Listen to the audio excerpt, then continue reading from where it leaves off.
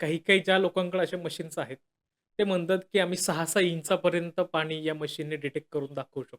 ते खरंच खरं आहे का? ह्या पद्धतीचं चॅलेंज हं. घेणं खरं तर ते मूर्खपणाचं काम आहे, मी सांगेन. ओके. कारण तुमच्या क्षेत्रामध्ये हां. जोपर्यंत आपण प्रत्यक्ष सर्व्हे करत नाही, हं. तोपर्यंत सांगू शकत नाही, की तुमच्या जमिनीमध्ये मी किती इंच पाणी काढून देऊ शकतो. हां. फक्त फोन आला आणि मी एखाद्याला क्लायंटला आकर्षण करण्यासाठी किंवा हां. आकर्षित करण्यासाठी मी म्हटलं, मी तुमचे 5 इंच पाणी काढून देईन. हां. तर हे सरळ-सरळ अगदी उडवाउडवीचं उत्तर आहे किंवा खोटारडेपणाचं लक्षण आहे असं मी स्पष्ट सांगेन. ओके. कारण जोपर्यंत अनेक झऱ्यांचा संगम एकत्र येत नाही हां. आणि त्या फ्रॅक्चर झोनला म्हणजे जिथे अनेक झरे एकत्र आलेले हं. आहेत, असा एरिया जोपर्यंत मशीनने आपण शोधत नाही हां. आणि त्या सगळ्या झऱ्यांची क्षमता आपण जोपर्यंत क्रॉस तपासणी करत नाही, हं. तोपर्यंत अंदाज देऊ शकत नाही. हां.